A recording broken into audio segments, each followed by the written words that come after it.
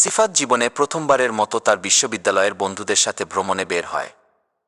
বন্ধুদের গ্রুপে সিফাতসহ মোট 10 জন ছেলে ও 3 জন মেয়ে ছিল। তারা মিরসরাইজে এসে কুখ্যাত খুয়াচড়া ঝর্ণা দেখতে যায়। সচরাচর সবাই গাইড নিয়ে গেলেও ওরা গাইড নেয়নি এবং মায়ের দোয়া নামের এক হোটেলে অবস্থান করে।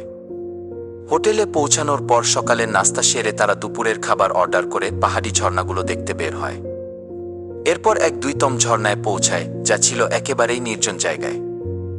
এটি একটি ছোট্ট পুকুরের মতো জায়গা, যেখান থেকে বের হওয়ার একমাত্র পথ ছিল ফিরে আসার রাস্তাটি। চারদিকে ছিল উঁচু পাহাড়ের খাড়া দেয়াল, আর পানি এতটাই কম ছিল যে সেখানে কারো ডুবে যাওয়া অসম্ভব।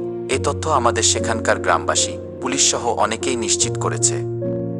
সিফাতের বন্ধুরা দাবি করে যে তারা হঠাৎ দেখতে পায় সিফাত আর সেখানে নেই। তাদের সবার এক অদ্ভুত দাবি যে সিফাত নাকি তাদের চোখের সামনে থেকে উধাও হয়ে গেছে।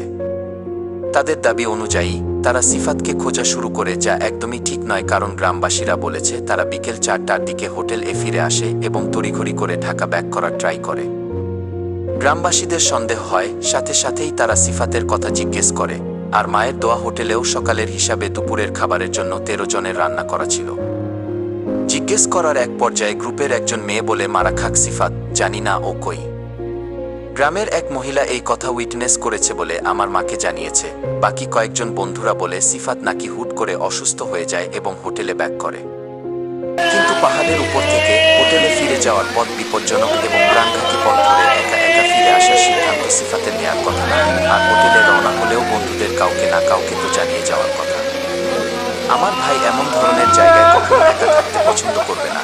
সে সহজেই ভয় পাবে, বিশেষ করে যেখানে অতীতে মানুষ মারা গেছে বলে শোনা গেছে। এমন জায়গায় সিফাত অবশ্যই এবং অবশ্যই সতর্ক থাকবে।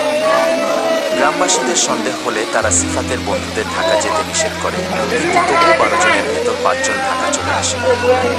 পরে পরিস্থিতি একেবারেই অস্বাভাবিক মনে হলে বাকি 7 জনকে গ্রামবাসী হোটেলে আটকে দেয়। গ্রুপের আসিফ নামের এক ছেলে বলে সে নাকি রাত 9টায় 999 নম্বরে কল করে পুলিশকে জানায় এবং পুলিশ তাদের থানায় যেতে বলে, যা সম্পূর্ণ মিথ্যা কথা।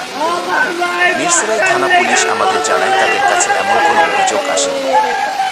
এরপর পুলিশ তাদের কড়াভাবে বলে যে 1-2 জন মানুষের সামনে থেকে একজন মানুষ হঠাৎ অদৃশ্য হয়ে যাওয়া কোনোভাবেই সম্ভব নয়। কেউ যদি কিছু লুকায় তাহলে তার পরিণাম খুব খারাপ হতে পারে। পুলিশ তাদের কড়াভাবে সতর্ক করে। কিন্তু যখন তদন্তের জন্য পুলিশ স্টেশনে ওদের সবাইকে একসাথে রাখা হলো, এরপর থেকেই সবার বক্তব্যে একরকম হয়ে আসে, যা অবশ্যই কাকতালীয় না এবং পুরোটা যে ওদের নিজের বানানো তা সহজেই বোঝা যাচ্ছে। ওদের রাতে খাবারের জন্য আমাদের বলা হলে আমার কাজিন খাবারের ব্যবস্থা করে।